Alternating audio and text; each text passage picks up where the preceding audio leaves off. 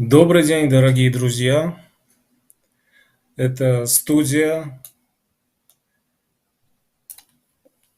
Сегодня это таджикско-туркменская студия, которая вещает на две республики, на Таджикистан и на Туркменистан, по меньшей мере. Также нас должны видеть в России и в ряде других стран сопредельных. Я надеюсь, что нашим зрителям будет интересно. Наш разговор посвящен недавнему визиту главы Туркменистана Сердара Бердымухамедова в Таджикистан, который состоялся с 10 по 12. Сегодня он закончился, по-моему. Он проходил 2 дня, государственный визит главы Туркменистана в Таджикистан. И мы решили, почему бы нам, представителям оппозиции, представителям, так сказать, другой стороны, тоже не встретиться, не обсудить те же проблемы или другие проблемы, связанные со взаимоотношениями между Таджикистаном и Туркменистаном, таджикским и туркменским народами, обсудить реальность, каковы планы диктаторов и каковы реальности. Подзаголовок нашего стрима сегодня «Таджикистан, Туркменистан, заповедники диктаторзавров», непуганных диктаторзавров. Они действительно не пуганы. И наша задача, так сказать, как задача щуки, чтобы карась не дремал. Вот наши караси. О чем говорили наши караси? Я должен представить наших гостей, участников этого стрима. Это Мурат Курбанов, руководитель народного движения «Демократический выбор Туркменистана», народно избранный президент на альтернативных выборах. Мурат Курбанов, здравствуйте, салам алейкум. Здравствуйте, салам алейкум всем нашим братьям из Таджикистана, таджикскому народу и туркменистанцам. Здравствуйте, Мухиддин, здравствуйте, ведущий. Меня зовут Тимур Варки, я не представился. Я таджикский журналист, член Национального альянса Таджикистана. И второй наш участник – это Мухиддин Кабири, лидер Национального альянса Таджикистана, коалиции ряда таджикских оппозиционных сил. Мухиддин Кабири, здравствуйте, салам алейкум. Алейкум салам, салам алейкум, Тимур, Мурат. Я очень рад, что наконец нам удалось провести, или удается сейчас провести этот совместный стрим. Мурат, добрый день. Кстати, Мурат, тут Тимур немножко скромничает, он не только просто журналист, он директор департамента информации Национального альянса. Но, наверное, он имел в виду, что в данном случае он выступает как модератор, как журналист, не как функционер Национального альянса. Очень приятно, Мухиддин. Очень приятно, дорогие гости, дорогие друзья. Весна, и не только диктаторы встречаются, но и, значит, нам тоже не заповедано. Хотя мы не входим в этот заповедник диктаторов, непуганных диктатор-завров.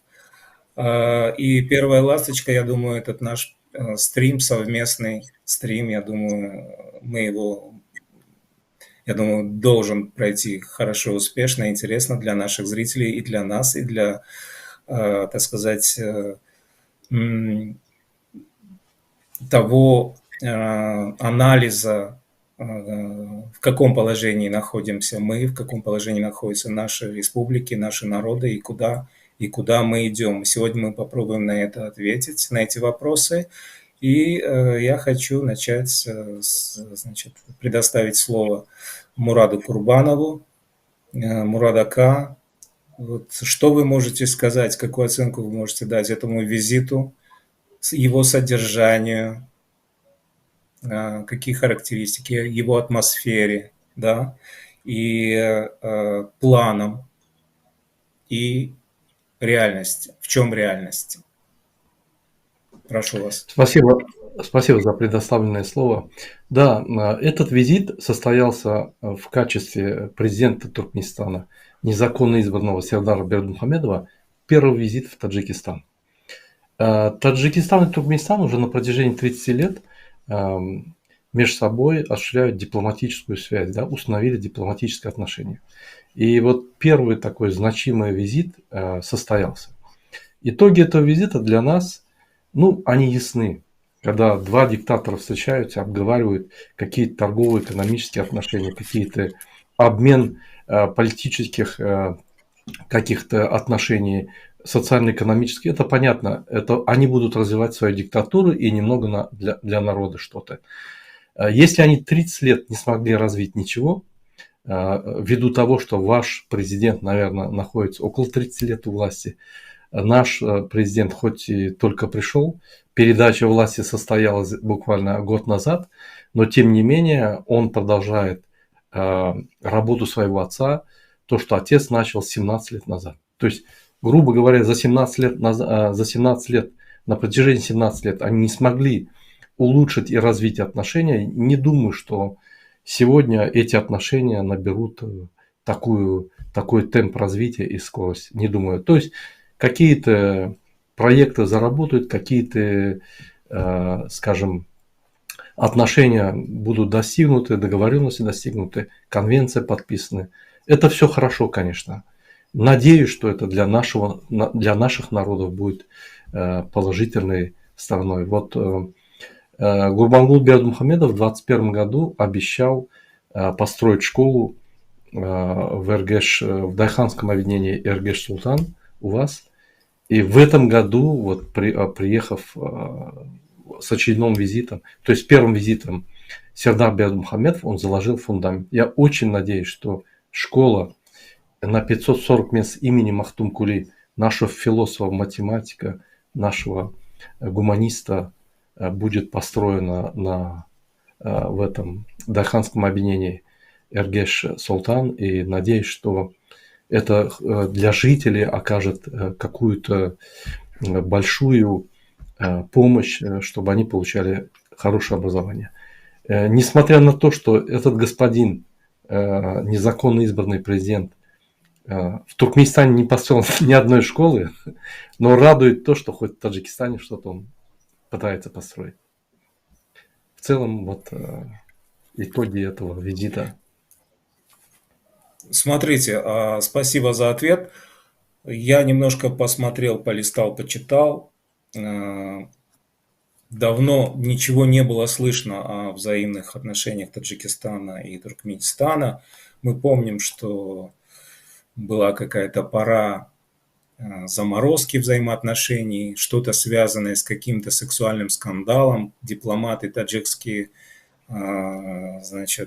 себя вели не очень хорошо, были пойманы за руку или за какую-то другую часть тела, и Туркменистан перекрыл границу, не стал позволять проезду таджикского транспорта грузового, и был заморожен проект трансафганской железной дороги.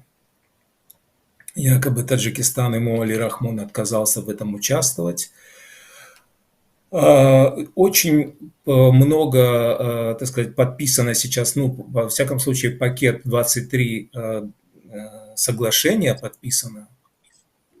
Я думал, там что-то серьезное. Я думал, что, может быть, там ветка Д, давно обещанная газопроводная ветка в Китай, которая должна пройти через Таджикистан. Об этом совершенно там ничего не сказано.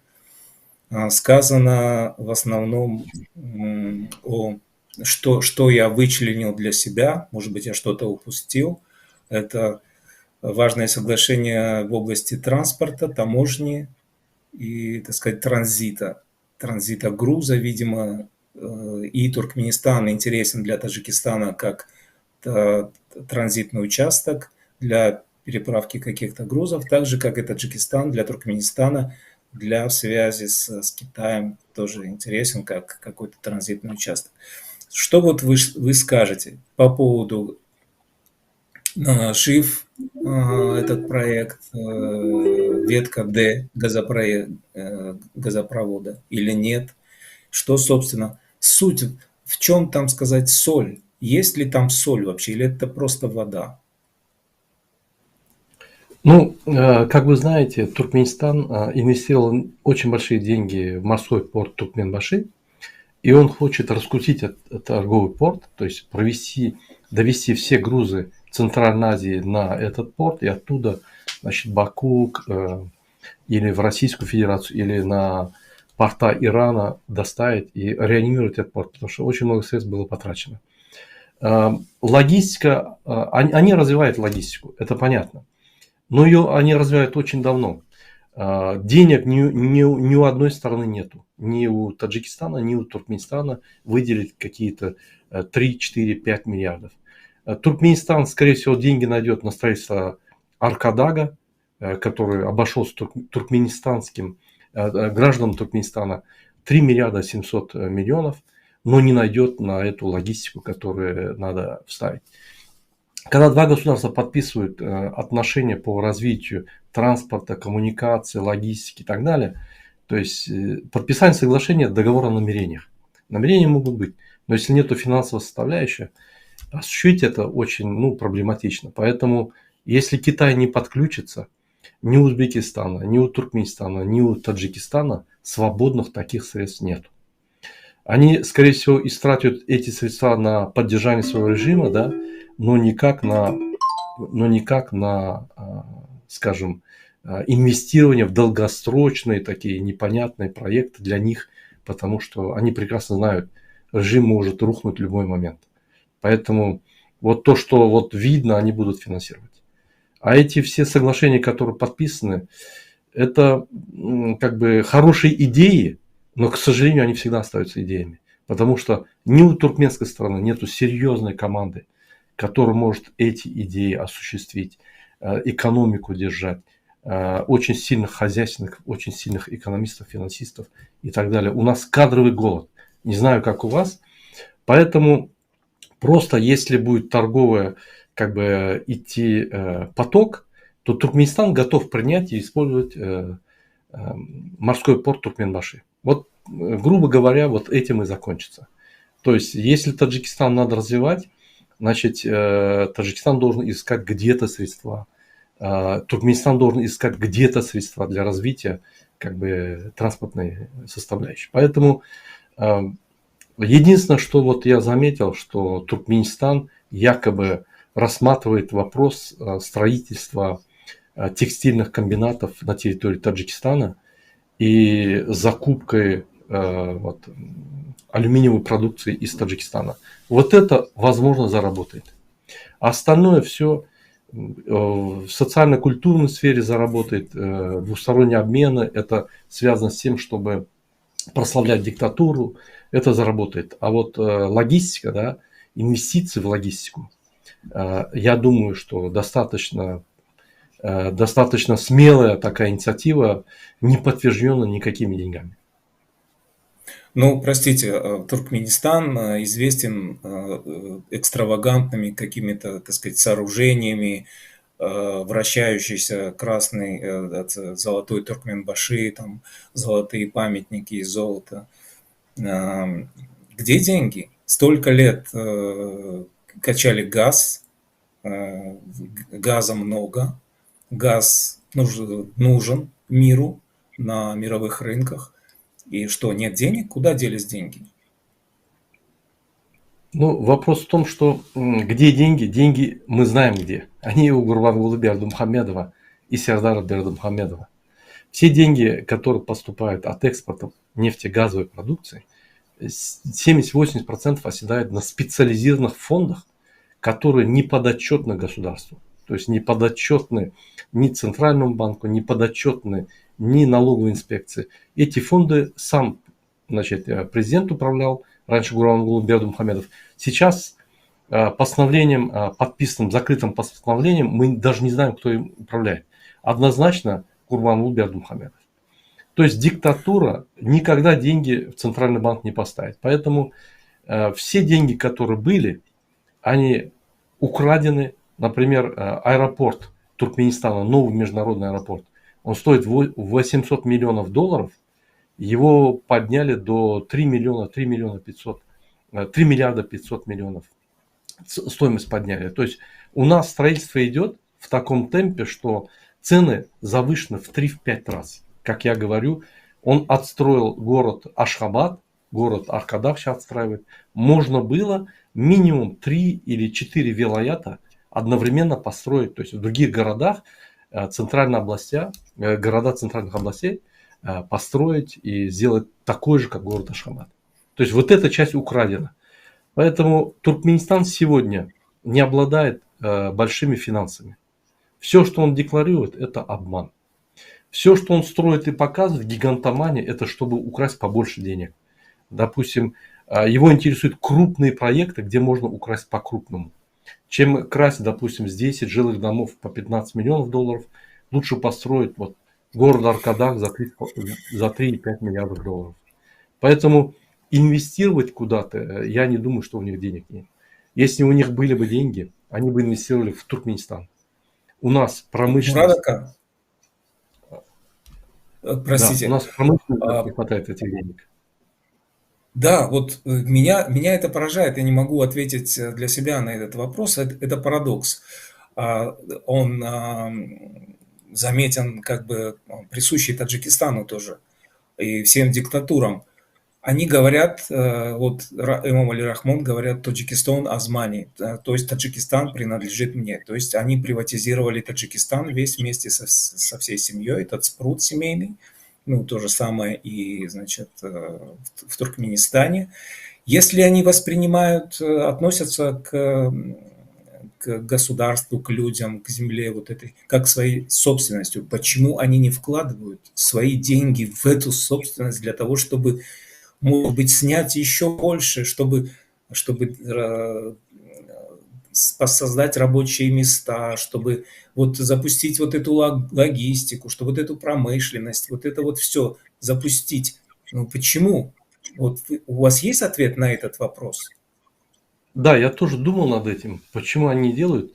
Ну, первое, если бы они были умными, да, или... Воровать у себя, ну это же бессмысленно, Да. это же парадокс. Если бы они были умными или способными, да, они бы вкладывали и больше воровали бы, как вы говорите.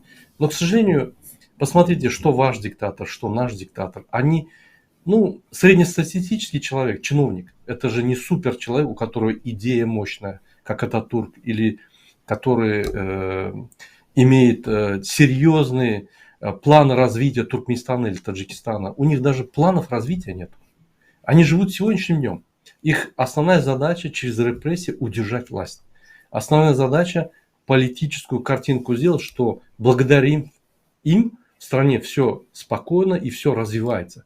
На самом деле у нас безработица сумасшедшая. 70% безработица, 45% населения вынуждено работать как трудовые мигранты в богатой, природно богатой стране за рубежом. 40 миллиардов, когда Туркменистан экспортирует, это его почти половинная проектная мощность экспорта газа. То есть при Советском Союзе мы экспортировали 120 миллиардов, и мы жили классно. Если мы экспортируем 40 миллиардов сегодня по рыночным ценам, мы должны были жить классно. Но, к сожалению, 60% нашего экспортного бюджета, составляющая газ, продается по цене $126. 50% платится деньгами и 50% услугами китайских компаний, цены которых завышены в 3-5 раз. В итоге я посчитал, $75-80 приходит реально в Туркменистан при цене на газ в мировом рынке $600-800 сегодня, но были дни, когда он стоил $3700 за 1000 кубометров. То есть у нас цена была всегда такая. То есть таких приходов больших нету. Кроме этого, надо поддерживать нефтегазовую отрасль. Туда, если вложений не делать, вы же знаете, скважину надо очищать всегда, инвестировать и так далее. То есть сегодня Туркменистан берет кредиты. Сколько он должен, внешний долг, это секрет. Сколько он берет кредиты, это секрет. Когда строится какой-то объект, обычно постановление подписывается и ставится сумма. На такую-то сумму заключены контракты там, на строительство такого комплекса или так далее. Сумма теперь не ставится. Это все скрыто. У них, и как я говорю, это индивидуальное государство. Что хочу, то и делаю. Сегодня встал, захотел, Конституцию поменял. За последние 2 года он уже поменял 2 раза Конституцию. Вот это не понравилось, теперь сына поставил, себя хочет сверху. Разрушил всю, равновесие государственной системы управления властью. Все 3 власти он поставил ниже Халк Маслихаты, который вытащил выше всего. То есть государство превратилось в индивидуальное предприятие. Гурбангулы Бердымухамедова с директором этого индивидуального предприятия, президентом Туркменистана Сердаром Бердымухамедовым. Поэтому никакой перспективы нету, кадров нету, финансирования планомерное нету, планомерных доходов нету. Цены они продавать не могут правильно, эти нефтепродукты и газ, потому что они слабые. Поэтому Туркменистан в серьезном финансовом кризисе. Спасибо большое. Мухиддин Кабири, я задаю вопрос Мухиддину Кабири, лидеру Национального альянса Таджикистана, коалиции таджикских оппозиционных организаций. Смотрите, мы в Таджикистане мечтаем, 30 лет Рахмон говорит, он тоже мечтает оказаться на месте туркменского, так сказать, президента, чтобы у него был газ, говорит, что газа нет, электричества нет, все виновато в этом. Сначала была война, значит, что там, у нас война, мы не можем восстановиться. 30 лет достаточно было для того, чтобы дать людям электричество, хотя бы, обеспечить дома хотя бы, потому что у тебя промышленности нет никакой в Таджикистане, промышленность советская, для которой хватало электричества, которое было на 1000% более, значит, чем по сравнению с тем, что какая промышленность существует сегодня в Таджикистане. Тогда хватало электричества, сейчас не хватает. И оказывается, что даже если мы посадим Эмомали Рахмон, подарим его Туркменистану, поменяем, возьмем Бердымухамедова в Таджикистан, будет то же самое. От перестановки слагаемых диктаторов ничего, результат не меняется. Оказывается, есть у тебя газ, есть у тебя электричество или нет, все равно страна бедствует, все равно народ нищий. Что вы скажете на это? Да, Тимур, еще раз приветствую тебя и Мурада. Я послушал ваш диалог, даже подумал, что, может быть, я дальше послушаю вас, этого будет достаточно, потому что, когда Мурад говорит про Туркменистан, мне показалось, что он просто говорит про наш Таджикистан. То есть, если поменять слово, там, фамилии президентов и Туркменистан и Таджикистан, получается одно и то же, и те же проблемы, те же тенденции, та же политика. Просто там сидит Бердымухамедов, старший, теперь младший, у нас старший, теперь, может быть, через год, через 2 собирается сидеть на этот трон младший. Поэтому это говорит еще раз о том, что как терроризм не имеет границы, так и диктатура не имеет границ. Она везде одинакова, независимо от языка, от религии, от национальности. И поэтому я сейчас не буду подробно об этом говорить, об этом визите, что оно дает. Я стараюсь всегда, даже в самых плохих, отрицательных, негативных явлениях найти что-то позитивное. Вот то, что Мурат сказал, что там будет, надеемся всеми, что эта школа будет построена. Наверное, это единственный вот позитивный момент этого визита, если оно будет построено, конечно. А также то, что в Туркменистане наконец-то еще раз будут вспоминать, что есть братский таджикский народ, то же самое и в Таджикистане, про туркменский народ. Кстати, несмотря на то, что у нас нет общих границ, ну так получилось, что после Сталина он взял просто карандашом или топором разделил эти границы. Так получилось. Но так у нас много общего с туркменами. И религия, культура и традиции очень много. Я просто это замечаю, когда встречаюсь с нашими туркменскими друзьями. Я посмотрел тоже некоторые фотографии, репортажи об этом визите. Знаете, вот что мне кажется? Вот когда я посмотрел на лицо этих президентов, лидеров, они какие-то искусственные, взгляды какие-то стеклянные, лица какие-то опухшие. Мне кажется, что они даже все еще чувствуют себя на Красной площади, когда они сидели рядом на парад Победы и все время думали, что сейчас скоро прилетит к ним какая-то там дрон или вот такое у них настроение.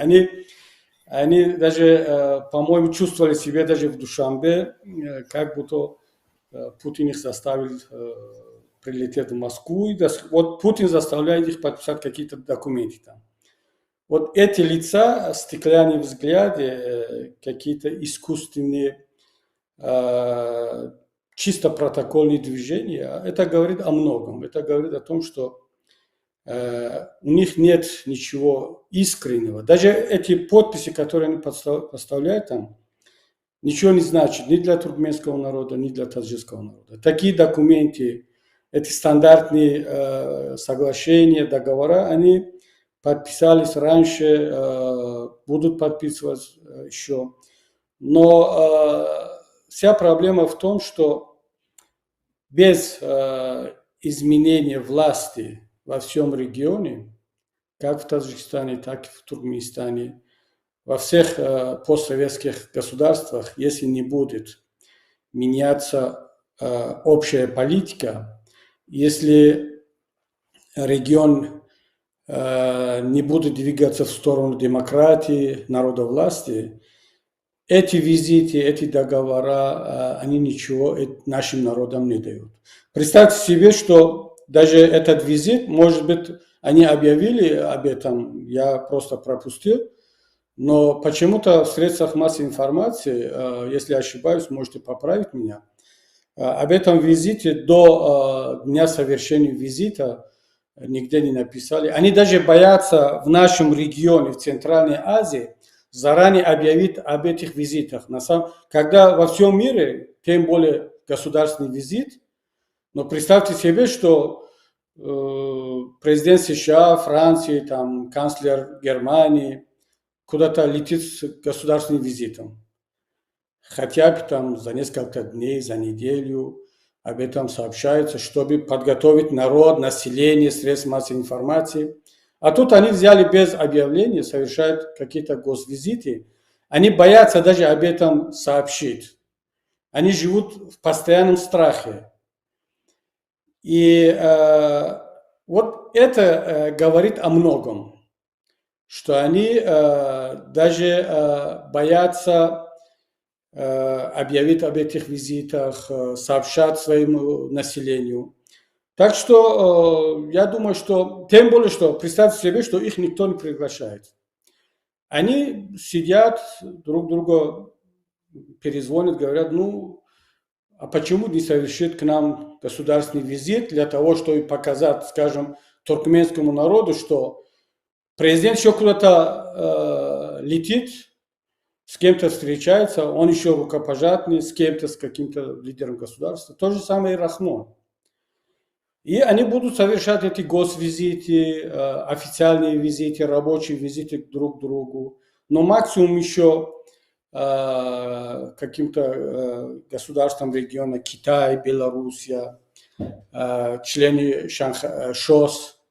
А если за рубежом, я не знаю, Сердар Бердымухамедов успел побывать где-нибудь в Европе или в США, но, возможно, его пригласят. Но если за рубежом, то обязательно это какая-то международная конференция по глобальным вопросам, например, по экологии, или какое-то культурное мероприятие. Не более того. То есть они стали, вот эти наши президенты нашего региона, они стали практически изгоями. Поэтому они совершают такие визиты друг к другу, показать населению, что мы еще работоспособны, мы еще встречаемся и так далее. Поэтому я всегда назвал эти региональные организации клуб диктаторов, для того, они таким образом хотят показать, что они еще нужны. Вот в целом мой анализ, моя оценка. Спасибо, спасибо, Мухиддин Кабири, лидер Национального альянса Таджикистана, коалиция оппозиционных сил, организаций, которые находятся за пределами Таджикистана, естественно. Внутри Таджикистана уже все оппозиционные партии и движения ликвидированы, а их активные участники сидят в тюрьмах. Сотни и сотни людей. Кстати, Мурат Курбанов, по вашим оценкам, сколько можно ли сравнить количество наших политзаключенных в Таджикистане и политзаключенных в Туркменистане? Сколько человек у вас? У нас мы насчитываем по меньшей мере около 300 человек политических заключенных. Сколько у вас? Мы знаем Бориса Шахмурадова, нашего друга, большого друга Таджикистана, бывшего министра иностранных дел. И отдельное мое спасибо также и мое уважение, и теплое отношение, не только мое лично, но и Таджикистана, всего таджикского народа, я думаю. И особенно представителей оппозиции в том, что Борис Шахмурадов активное участие принимал в примирении в таджикском мирном процессе. Я был, например, лично сам участвовал в Ашхабадском саммите, в Ашхабадском раунде, и видел, как Борис Шахмурадов приходил и принимал участие, помогал и проявлял, так сказать, сердечную, действительно искреннее желание, сердечное такое, знаете, стремление помочь таджикскому народу, двум сторонам, найти точки соприкосновения. Что вы знаете сейчас про Бориса Шахмурадова и какова ваша оценка насчет политзаключенных? Вот мы недавно по просьбе Центральноазиатской правозащитной организации готовили доклад о политзаключенных. Мы правительству Франции хотим его представить. У меня должна встреча состояться. И мы насчитали 145 политзаключенных. Естественно, есть политзаключенные, о которых мы не знаем. Те, которые уже там, может быть, погибли даже. Имена которых... То есть люди пропадают, они в тюрьме ли, уехали ли, мы даже не знаем. То есть вот человек был активный, вдруг его нету. Но вот 145 мы насчитали, возможно, больше. Относительно Бориса Шахмурадова, по тем сведениям, которые я имею, вот те активисты, те люди, которые сидели с ним, были, свидетелями многих вещей, он в тюрьме умер. Но ни тело не отдают, ни говорят, просто никакой информации. И я мои искренние соболезнования семье Шахмурадова и его родственникам, они борются хоть узнать, на самом деле он умер или нет. У них есть еще какая-то надежда увидеть его живым. Но, к сожалению, я думаю, что с ним все ясно, то есть он умер. Даже умерли люди, которые после него были. А он был настоящим оппозиционером в плане того, что его режим должен был уничтожить любой ценой. Спрашивается вопрос, в 2006 году умер Ниязов 21 декабря. Пришел в феврале Бердымухамедов. Он мог спокойно его освободить. Он не освободил, он ушел от вопроса. Когда в Америке, когда он только стал президентом, Америка, Госдепартамент Америки надеялся, что в Туркменистане будет сменен вектор развития, политического развития. Он там ушел от вопроса, я только молодой президент, я только стал президентом, дайте мне время и так далее. Но продолжил ту же линию диктатора Ниязова по кличке Туркменбаши. Поэтому ничего не изменилось. Активистов арестовывают, сажают. Сегодня где-то насчитывается 145, возможно, больше. Имена у нас нету этих людей. И с каждым днем, если они поймают активистов, они, естественно, привлекают к ответственности незаконно. Ситуация в Туркмении, я думаю, такая же, как у вас. Может быть, у вас где-то пожестче, может, у вас где-то по гуманнее. Но в целом мы идем в одном направлении. Может быть, в каких-то вопросах мы вас обгоняем. Например, у нас отец успел передать сыну власть. И себя сделал национальным лидером. Ваш еще не успел. Но ваш в другом вопросе обогнал нашего и так далее. Мы можем долго спорить. Кто сильнее, какой диктатор могущественнее или какой диктатор гораздо диктаторнее.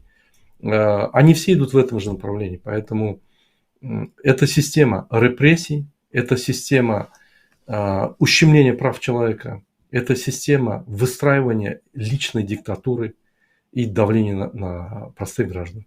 Это система воровства, коррупции.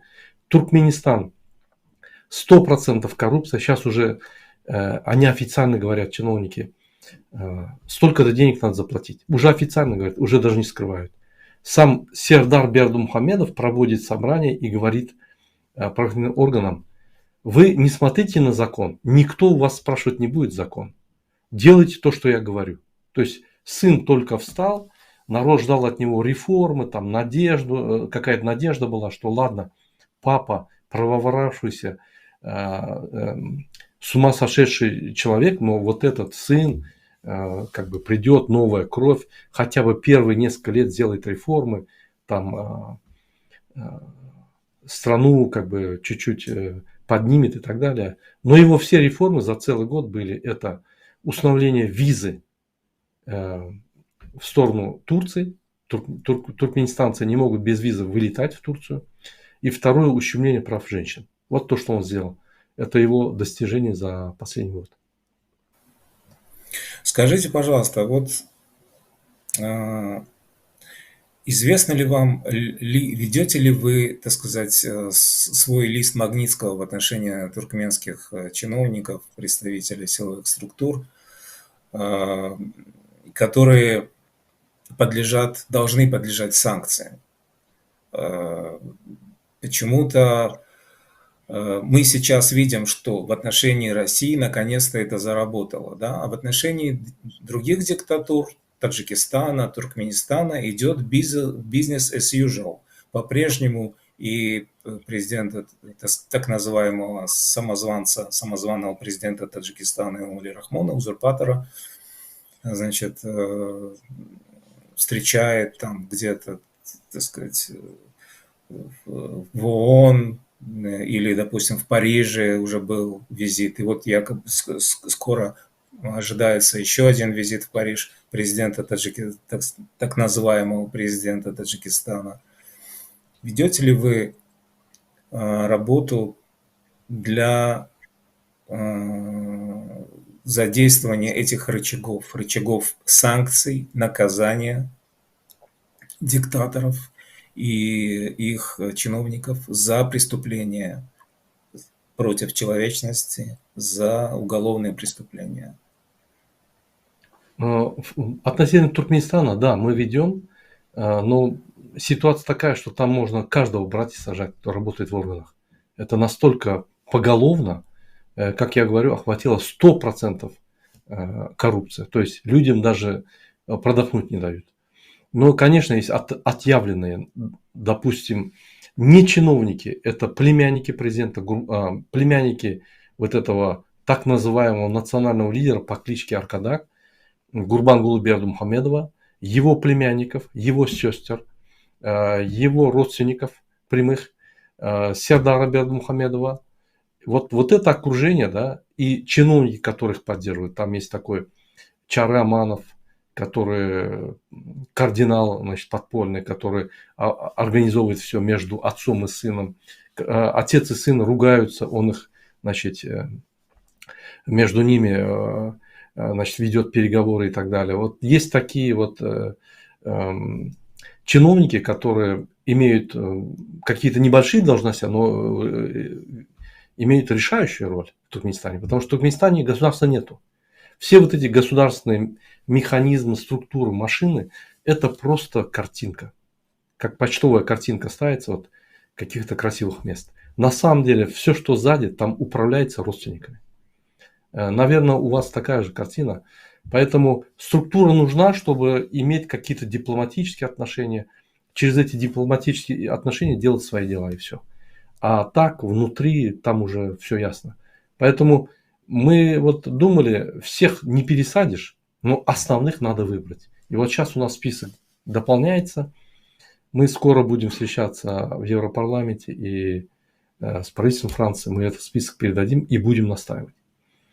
Однозначно надо вот этих диктаторов встречать здесь. Вот мы сейчас узнаем, 3 недели уже нету Гурбангулы Бердымухамедова, мы его ищем. В Туркмении не можем найти, в Мюнхене ищем, он, говорят, лечится там. Как мы найдем, вот поверьте, если он в Мюнхене будет, мы прям с протестом туда придем в его палату и будем стоять там. Мы этих немецких врачей, так называемых, да, опозорим на весь мир. Как они зарабатывают деньги, и благодаря этому, значит, вот так же надо поступать с этими диктаторами. И использовать международные инструменты основные, да, санкции, давление, значит, привлечение к ответственности согласно конвенционным обязательствам. И также эти смелые протесты, давление общественное надо использовать против этих диктаторов. Нет другого пути. Ну, врачи здесь ни при чем, на самом деле, у них клятва Гиппократа, и они должны лечить всех, так сказать, и фронтовые, военные врачи лечат и солдат противоположной армии, и диктаторов тоже лечат. На самом деле, здесь, конечно, их нужно бить рублем, и их нужно хватать за руку, так сказать, объявлять в международный розыск, как объявили Путина. Мухиддин Кабири, я хочу задать вам этот следующий вопрос. Почему эти диктаторы, диктатор-завры, не постеснялись и не испугались поехать, так сказать, принять приглашение Владимира Путина, разыскиваемого Международным уголовным судом, и тем самым бросить на себя тень? Как вы думаете? Хороший вопрос, Тимур. Но вначале я хотел бы небольшое уточнение. Ты назвал цифру 300 по поводу политзаключенных Таджикистана. Мы с вами все привыкли оперировать этими цифрами 300 или там около 300, потому что в начале 2015 году действительно мы знали только о 300 политзаключенных. Это члены нашей партии, Демократической партии и других активистов, журналисты, адвокаты и так далее. Но сейчас за это время количество выросло. Добавьте сюда еще те ребята, которые по различным обвинениям, начиная от салафитов, братьев мусульман, памирцы, и блогеры, и, кстати, очень много других политзаключенных, которых мы просто, как Мурат сказал по поводу Туркменистана, мы просто не знаем их имена и фамилии, и сами об этом не хотят говорить, родственники об этом не сообщают. Я бы назвал минимум цифру 1000, а может быть даже и больше, но поскольку у нас нет фамилии, а так мы привыкли вот этими цифрами, оперировать цифрами, которые у нас были еще в 2015 году. Что касается твоего вопроса, очень интересный вопрос. Я тоже над этим подумал. В прошлом году на параде был только Рахмон. Эмомали Рахмон, больше никого, хотя тогда еще Путин и вообще руководство России не было под таким мощным давлением, как сейчас. И почему так получилось, что в этом году сразу же туда поехали почти все лидеры Центральной Азии, не почти, а по-моему все, и Лукашенко еще. И мне кажется, что Путин дал им ясно понять, что, ребята, времена быть нейтральным закончились, вы можете голосовать или быть на заседаниях Генассамблеи ООН нейтральными, если ваша делегация просто, скажет, что мы не успели, опоздали, там, не участвовали и так далее. Но тут вопрос о другом. Здесь уже момент истины. Вы, если со мной, мы все в одной лодке, то будьте добры, приезжайте ко мне на это мероприятие. А почему это было очень важно Путину?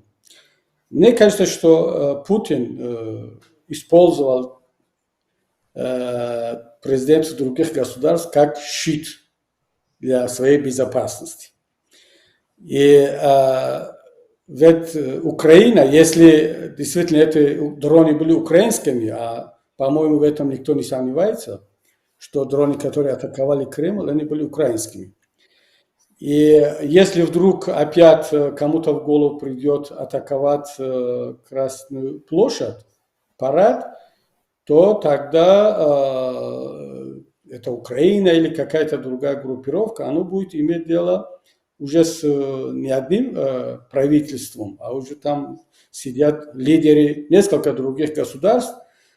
Пойти на такой шаг, на такой международный скандал ни Украина, ни другая сторона не пошла никогда. То есть этот ход был очень, я скажу, что надо дать должное, что был придуман очень удачно. И поэтому эти президенты, начиная от Лукашенко, заканчивая Рахмона, они знали, что их используют как щит. И поэтому Лукашенко, ему стало очень плохо.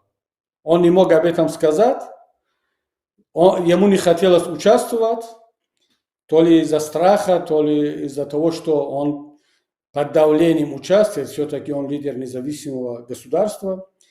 И все это повлияло на его здоровье, и он не смог даже пройти 200 метров, чтобы возложить цветы на могиле неизвестного солдата. И даже у себя по возвращении домой он не смог выступить, вместо него выступил министр обороны, по-моему.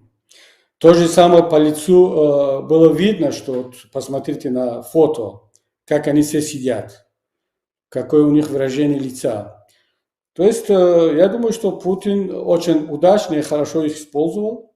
Они это понимали, они знали, но у них другого выбора не было, потому что Путин прямо сказал, что, ребята, это не заседание Генассамблеи, где вы можете показать себя нейтральными.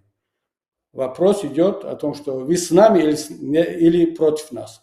Поэтому они вынуждены были ехать все. Посмотрите, кроме Джабарова, никто заранее не сообщил, не объявил, что будут участвовать.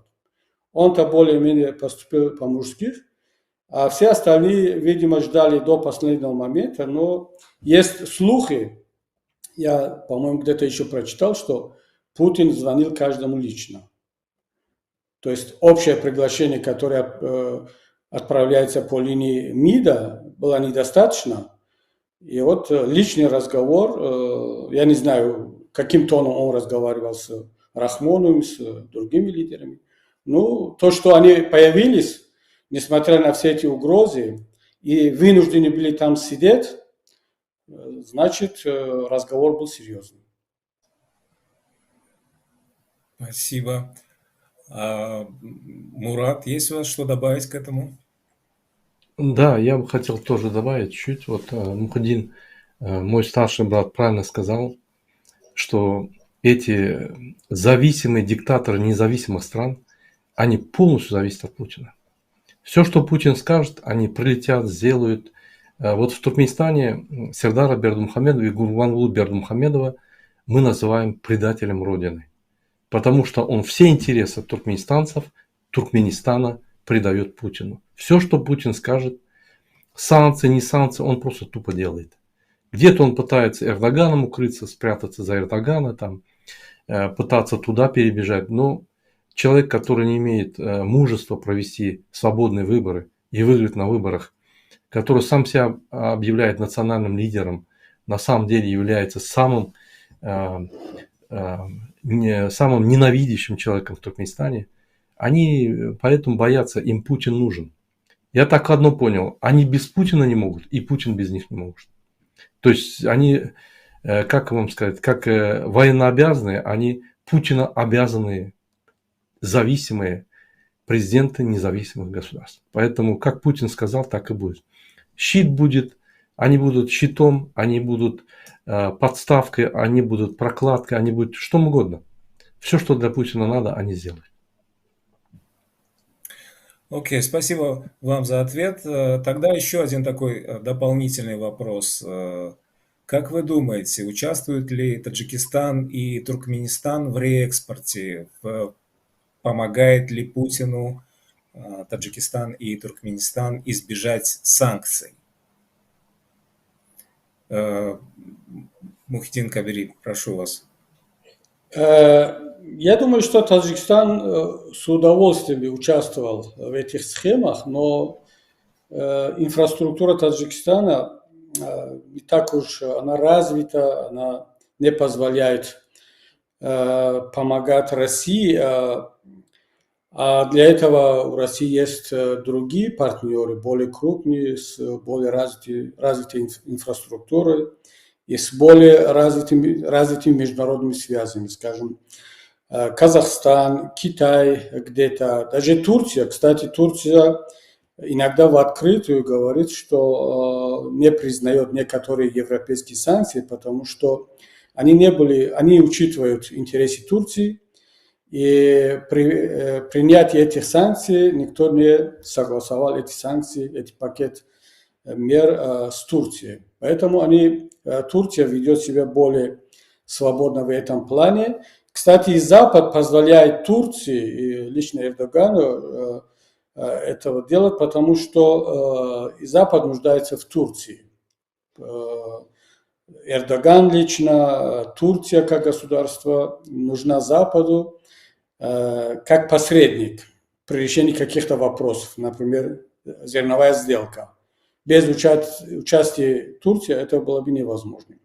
Поэтому я не думаю, что Таджикистан будет очень полезным России, но с удовольствием оно бы это сделало. Единственное, что я могу сказать, наверное, в какой области Таджикистан сможет помочь России обходить эти санкции.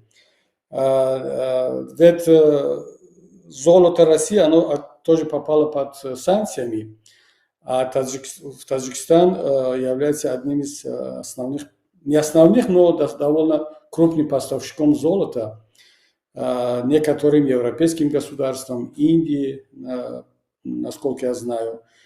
И здесь таджикские контакты, возможно, помогут России избежать или использовать эти схемы, эти контакты. Но я не уверен в этом, потому что у меня просто нет фактов.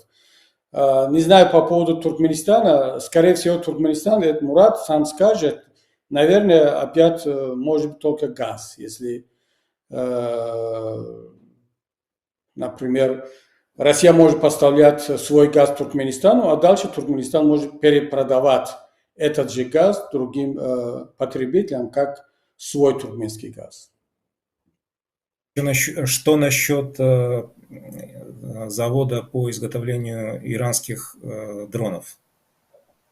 Опять у нас нет точной информации, можно только догадываться. Дело в том, что до начала войны против Украины в средствах массовой информации прошла вот такая новость, что завод открыт, по-моему, там участвовали представители Ирана на уровне генерала, я не помню сейчас, генерал Бакири, по-моему, сейчас фамилию точно не помню, и министр обороны Таджикистана. Но если этот завод работает сейчас, он должен произвести беспилотников. Но эти беспилотники пока мы нигде не видим. Даже во время конфликта с Киргизстаном не было видно этих беспилотников.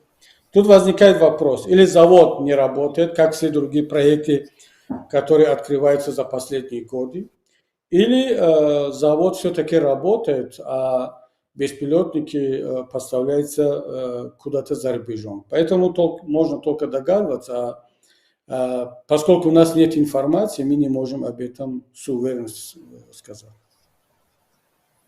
Спасибо большое.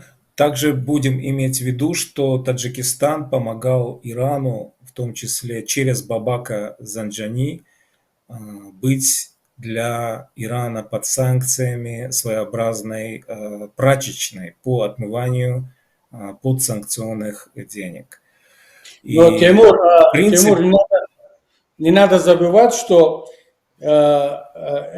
Россия знает об этом, что таджикские власти могут обмануть. Раз они обманули Иран, они обещали им помочь обходить эти санкции, но в результате Рахмон отказался от нескольких миллиардов иранских денег, которые Бабак Занджани инвестировал в Таджикистан. Поэтому россияне об этом знают, они в курсе. И они считают, возможно, Рахмона ненадежным партнером в таких схемах. Окей, спасибо. Мурат Курбанов, прошу ваш ответ. Я согласен вот с Мухаддином, он правильно подчеркнул. Они с удовольствием бы хотели бы, диктаторы, этого делать, да? Но у них есть потенциал, который они могут использовать, он небольшой. Россия и Туркменистан в последнее время очень плотно начали сотрудничать. Например, в те годы они даже взорвали газопровод, который идет из Туркменистана, Средняя Азия, центр, САС. Они взорвали его для того, чтобы туркменский газ не пропустить. Но как война началась, они развернулись в сторону Туркменистана, ну, в сторону всех стран, естественно. И было нашествие около правительственных бизнесменов вместе с премьер-министром. Никогда премьер-министр, никогда Матвиенко, никогда там президент Татарстана в Туркменистан не приезжали. А вот за последний год они зачастились. Налаживать контакты, значит, сотрудничество, заводы, реанимация торговых отношений и так далее, и так далее, и так далее. Под этим видом, естественно, происходит, значит, завоз санкционной продукции через Туркменистан. В Туркменистан поставляется, оттуда идет дальше. Иногда он направлен в Туркменистан, по дороге меняется в Астрахани, грузы меняются. Но все равно это, я не думаю, очень большие объемы, потому что сегодня Россия нуждается в поставках продукции, в импорте, ну, больше 100 миллиардов. Туркменистан может исполнить только миллиард. То есть это, ну, небольшая часть, которую Туркменистан может потянуть. Сельхозпродукцию он и так отгружает, да. Сельхозпродукции не хватает внутри Туркменистана, он ее забирает полностью.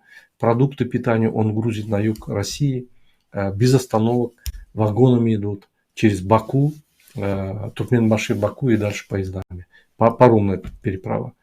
То есть продукция Туркменистана идет однозначно, но продукция вот Кореи, других стран, иногда европейских стран, через Туркменистан тоже идут, но объемы все равно это где-то, ну, не более миллиарда.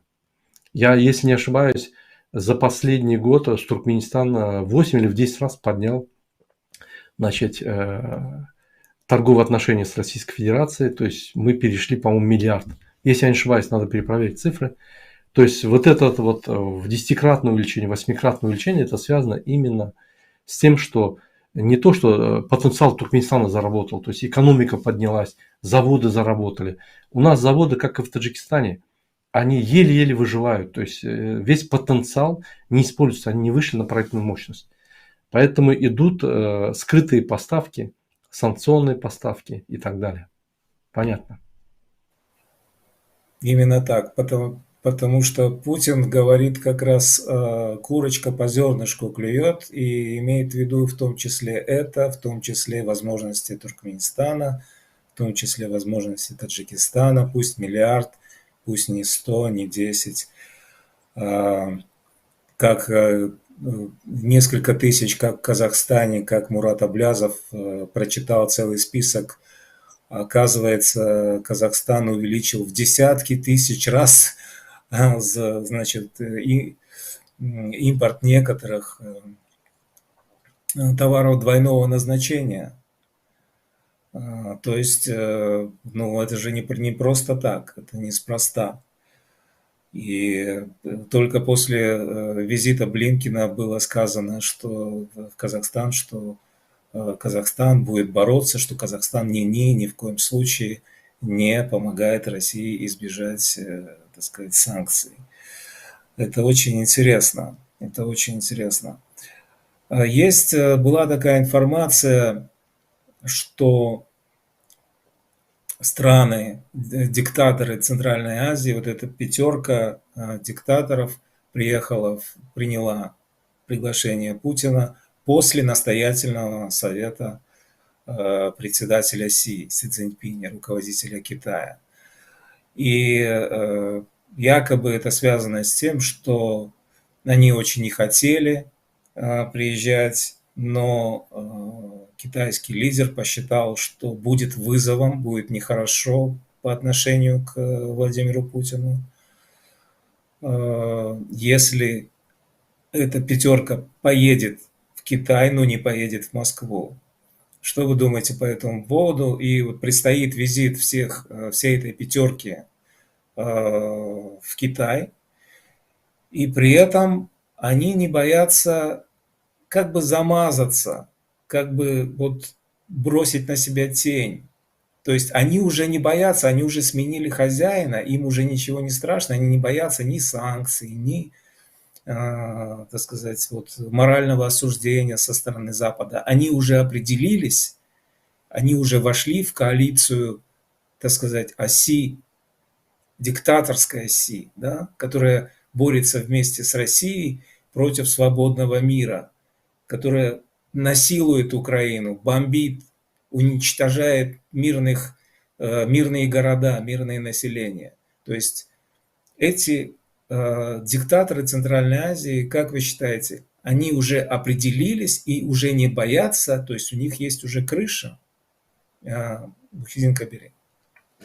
Тимур, я не могу себе представить то, что Китай каким-то образом попросил или рекомендовал главам этих государств участвовать на параде, с учетом того, что у Китая очень осторожная политика, и никогда китайское руководство вот таким образом не рекомендовал бы. Тем более, что сами китайцы уже последнее голосование в Генеральной Ассамблее ООН показал, что они поменяли свою политику.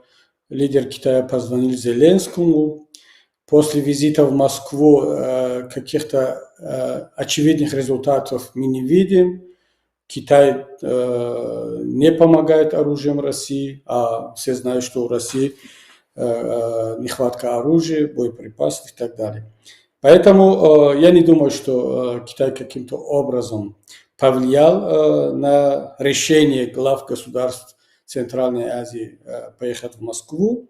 Но что касается выбора хозяев, знаете, Несмотря на то, что Китай давно уже работает в Центральной Азии, причем довольно успешно, очень крупные инвестиционные проекты, а мы знаем, что если Китай куда-то вложил деньги, то уже хорошо сумеет защищать свои инвестиции. Но до сих пор мне кажется, что у лидеров Центральной Азии есть какой-то страх, внутренний страх перед Кремлем. Они знают, что Кремль уже слабый, даже после того, как Пригожин сумел вот таким образом оскорблять все руководство, сегодняшнее руководство России, даже после этого лидеры Центральной Азии, они не осмелятся менять сейчас Москву на какого-то нового хозяина публично, хотя бы публично. Поэтому у них этот страх перед Москвой, перед Кремлем уже в крови. Они выросли с этим страхом, и уже с этим ничего не поделаешь, кроме того, что если придут новое поколение, новые лидеры. Вот судя по поведению нового туркменского лидера, даже вроде бы молодой, новый лидер, он должен показать себя более независимым. Например, хотя бы на уровне Ильхама Алиева. Вот Ильхам Алиев, он пришел тоже на место своего отца, но он с первых дней показал, что он новый лидер, лидер нового поколения, он ведет Азербайджан к независимости, хотя я не сторонник Ильхама Алиева, я вообще не сторонник ни одного диктатора, где бы он ни был, но есть разница между диктаторами, есть умный диктатор, есть менее умный, есть более независимый диктатор, есть зависимый диктатор. А Ильхам Алиев, он ведет себя независимо, он не участвует на такие тусовки, на такие мероприятия. Он использовал свои ресурсы, вот те же ресурсы, которые есть у Азербайджана, я думаю, что не меньше ресурсов у Туркменистана. Газ, нефть. Да, мы в Таджикистане, наш лидер может сказать, что у меня нет денег. Таких денег, как у Туркменистана, как у Азербайджана. Но если диктатор, пусть он будет диктатором, использует эту государственную власть, ресурсы для укрепления независимости, его еще можно как-то не оправдать, но понимать, у него будут какие-то аргументы.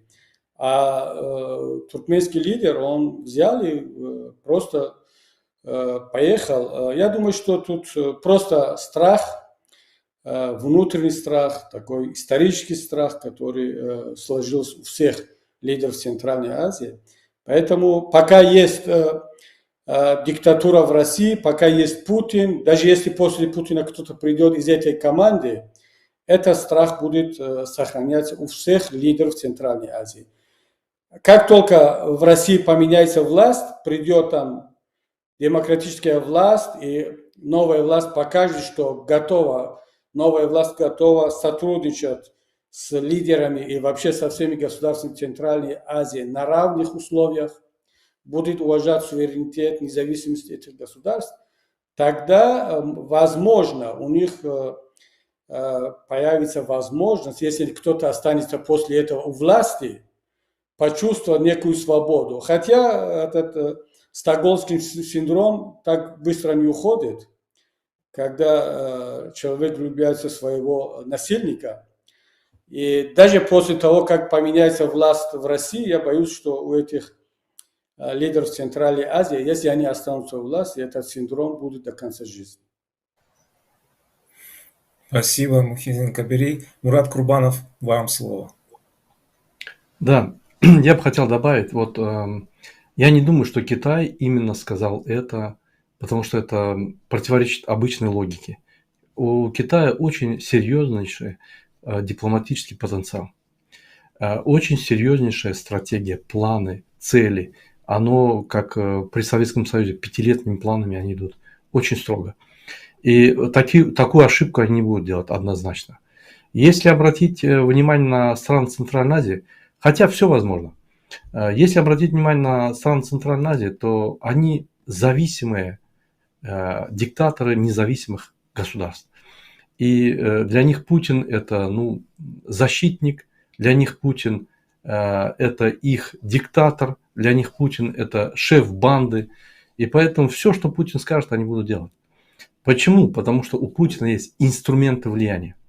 Он может затухшийся конфликт возобновить, цветную революцию сделать, их быстро поменять, в течение суток войска отправить, расстрелять, поставить своего ставленника. То есть он бандит, он все может сделать, и они это знают.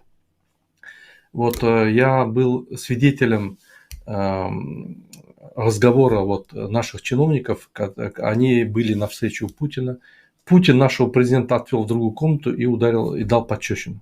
То есть вот так он руководит Туркменистаном. Не знаю, что он делает с другими президентами Центральной Азии, но вот так он имеет влияние полное на Туркменистан. Он приходит, этот Гурбангулы Бердымухамедов, то, что он убил Ниязова и захватил его должность, сделал перехват, захват власти, то, что он убил всех своих сторонников, с кем захватывал власть в тюрьмах, Путин это все прекрасно знает. Поэтому он может в любой момент остановить, поменять и так далее. И они его боятся, потому что он знает все детали, у него есть инструменты влияния, и они его боятся.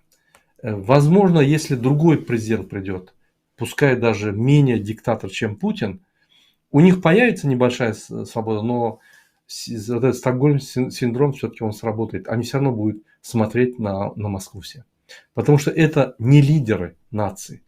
Это люди, получившие власть через переворот, через фальсификацию, который не прошедшийся естественный селекцион, то есть отбор.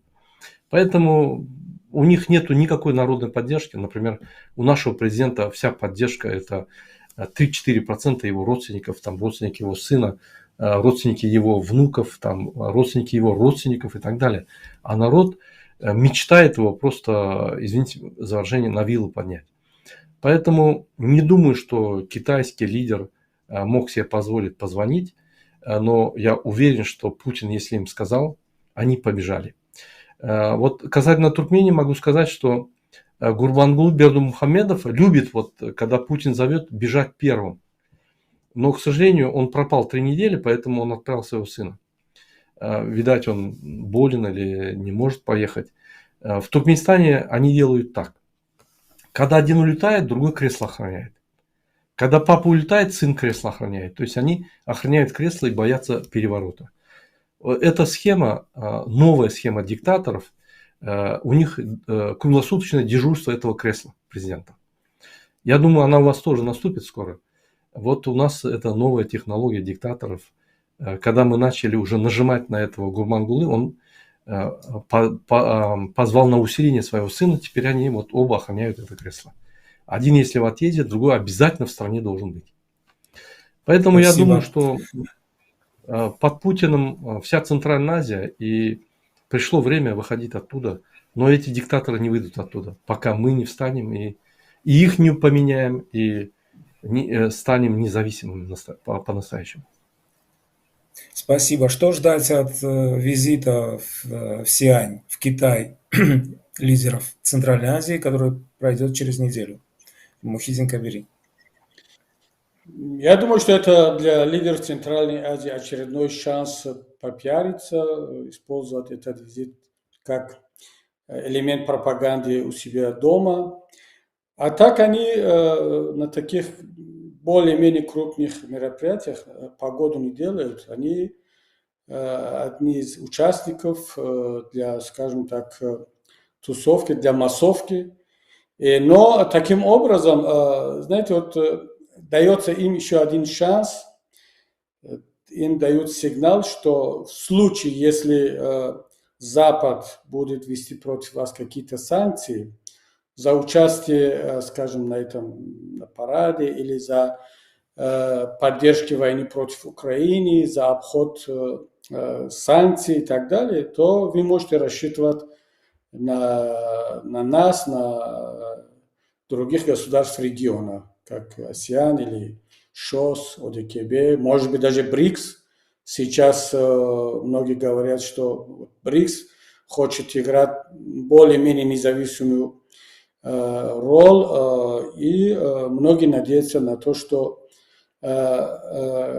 появятся в мире другие структуры, которые позволят диктаторам избегать санкций, избегать давления со стороны свободного мира.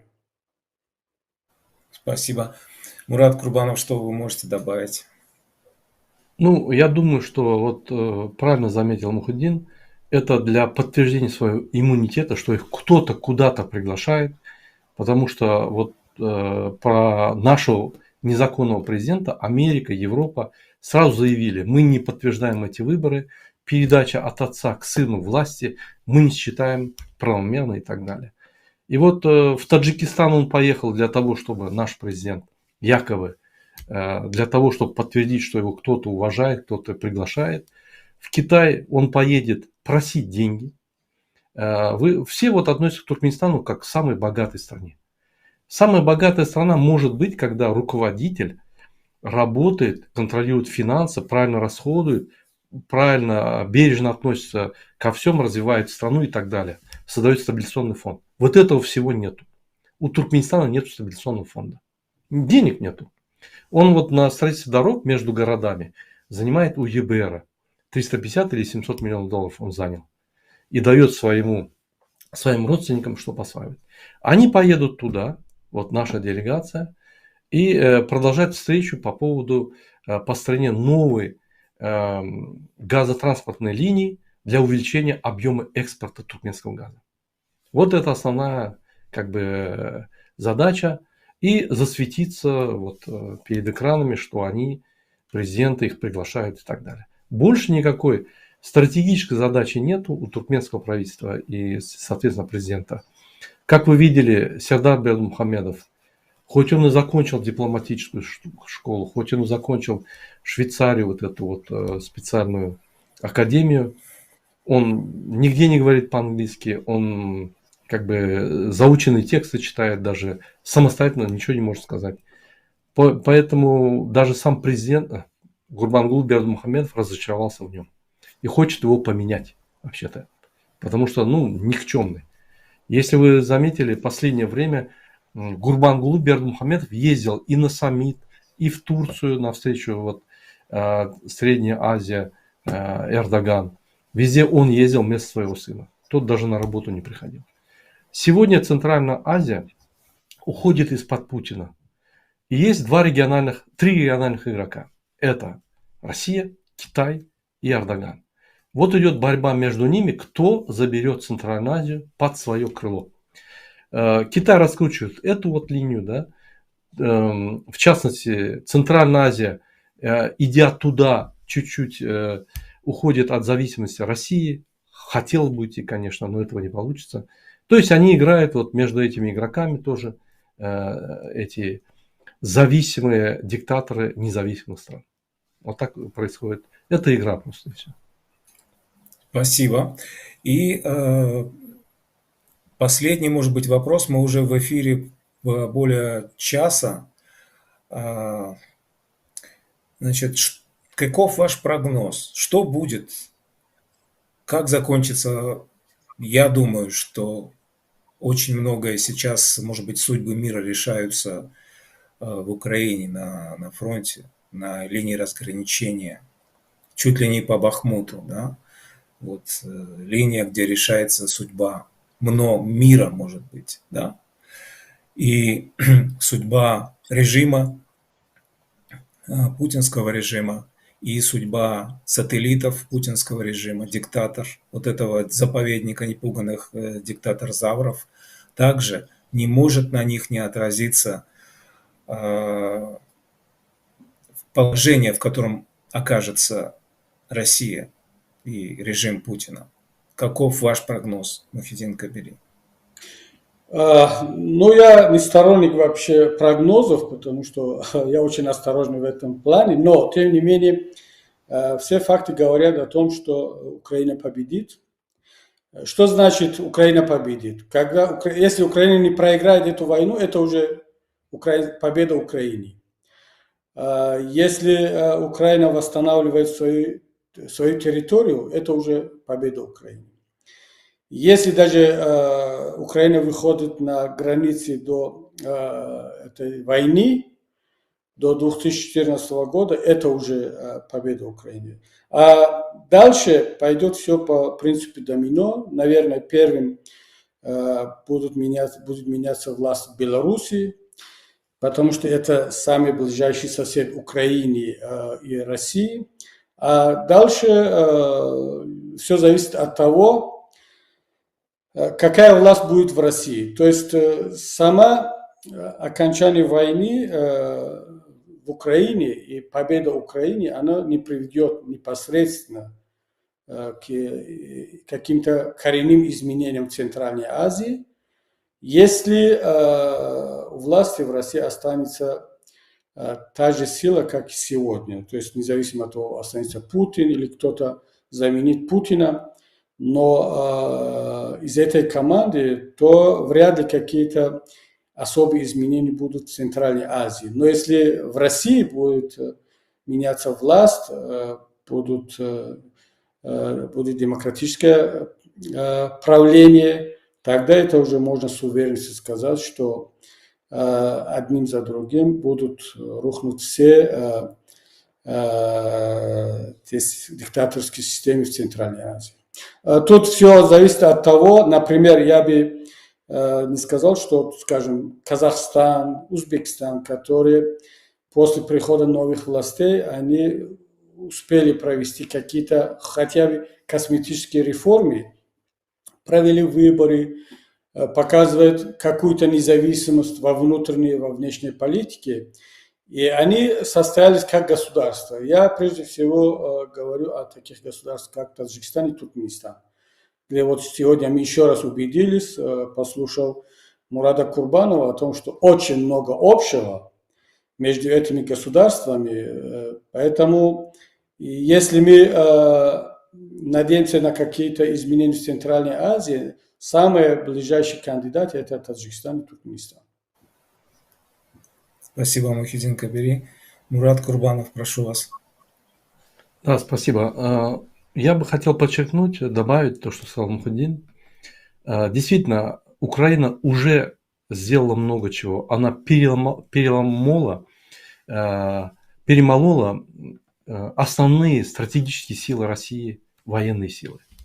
Она уже сильная армия стала благодаря этой войне. Однозначно, я думаю, она выйдет на границы своей территории 1991 года. Скорее всего, она заберет Крым. Все предпосылки говорят об этом. Но это не значит, что вот эта война или победа Украины вот на своей границе, да, это приведет к каким-то изменениям в Центральной Азии. Даже если в Российской Федерации смена режима, то есть путинский проект рухнет и придет, скажем, перевалочный проект, да, между демократией и диктатурой, какой-то средний проект придет, то есть новая политическая сила появится и будет более гуманно относиться к своему населению, уважать суверенитет Центральной Азии, это не значит, что в Центральной Азии поменяется все. В Центральной Азии поменяется все, когда народы Центральной Азии захотят перемен. Поэтому предпосылки будут, но все равно нам придется самим делать это все, несмотря ни на Москву, ни никуда.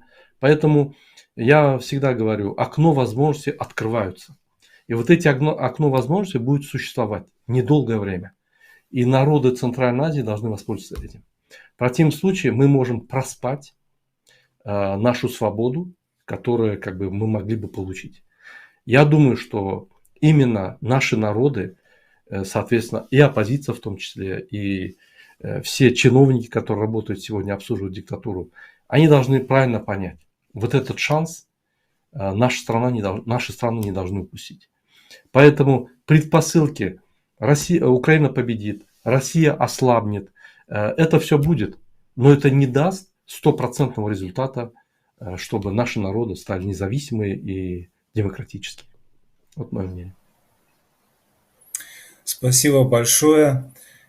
Наверное, будем закругляться, и я должен как-то подытожить. Я должен как-то подытожить наш первый стрим, эту первую ласточку разговора о диктатуре и демократии в Центральной Азии, в частности, в Таджикистане и в Туркменистане. И как было сказано уже в этой программе обоими нашими уважаемыми спикерами Мухиддином Кабири и Мурадом Курбановым, оказывается, от перестановки мест слагаемых, от перемещения диктатур, от власти от отца к сыну или от перемещения диктатора из страны, у которой есть газ и у которой нет газа, 30 лет ни газа, ни света, положение народа не меняется. Оказывается, не это принципиальное решение и объяснение, почему так происходит, почему оказывается, при наличии газа и света тоже нет рабочих мест почему-то. И страна нищенствует, и у нее нет денег.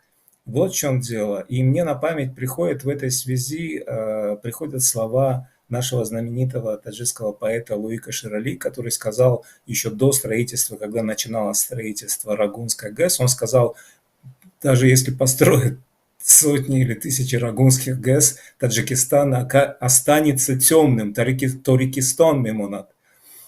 То есть, даже если будет 1000 рагунских ГЭС, которые Эмом Али Рахмон говорил, что у нас нет электричества, и все объяснял этим, и что нет рабочих мест, и молились на эту рагунскую ГЭС, и вот построим 1000 рагунских ГЭС, и будет электричество, но не будет, оказывается, не будет рабочих мест, и не будет у народа достатка, и проблема оказывается не в наличии газа и света, а в том, что это власть такая, это система вороватая, что власть не меняется и что власть не подотчетна этому народу, который по Конституции является источником власти. И по Конституции Таджикистана, и по Конституции Туркменистана народ является источником власти. То есть народ – это власть. Но если народ не может менять эту власть в течение 30 лет, или как у вас в течение 17 лет, если власть отец передает сыну, хотя это по Конституции демократическая правовая страна, то есть это уже монархия, то есть это антиконституционный шаг, переворот, измена родине. Если народ не может остановить этих диктаторов, не может выбирать власть и не может менять эту власть, как он меняет рубашку, майку, трусы, носки и так далее, если не соблюдается это политические санитарные нормы, гигиенические, то мы будем и через 30 лет, и через 40 лет опять иметь ту же диктатуру и ту же нищету, бесправие и так далее. И война между Украиной и Россией показала это как такая, знаете, линия красная, это, знаете, как такой определитель очень четкий, как между Северной Кореей и Южной Кореей. Вы посмотрите, какого уровня развития добилась Южная Корея. Это один и тот же народ. Южная Корея, где народ свободен, где демократия, где сменяемость власти, где экономика развивается, если человек свободен. И в какой, извините за выражение, в какой заднице находится Северная Корея, и ее народ нищенствует, которому дают плошку риса на один день, на целый день, и у него нет ничего, кроме армейской робы, нет другой одежды. И Украина, где народ свободен, народ, который имеет волю и достоинство, и мужество менять свою власть, выходить на Майдан, и этот народ сам отвечает за свою судьбу и за свою страну.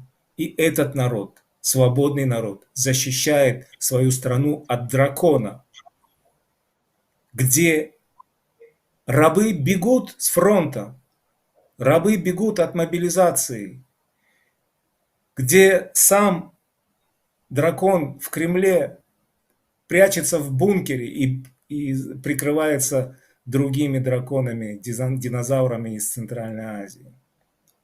То есть вот эта сама ситуация доказывает то, что ситуация в наших республиках в Центральной Азии поменяется только тогда, когда народ,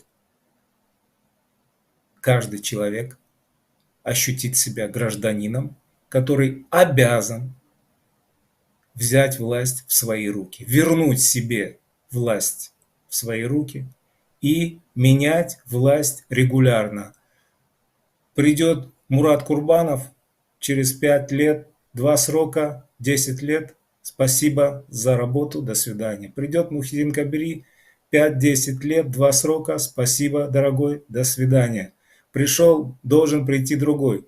Должны быть выборы, должна быть политическая конкуренция, должны быть свободные журналисты, должны быть вот такие вот свободные передачи, которые как у нас сегодня. Я надеюсь, что это не последняя передача. И до новых встреч. И спасибо всем, кто нас слушал. Спасибо. Спасибо, До новых встреч. До новых встреч. Спасибо. Спасибо, Тимур. Спасибо, Мухиддин. До свидания. До свидания. Всего доброго. До свидания.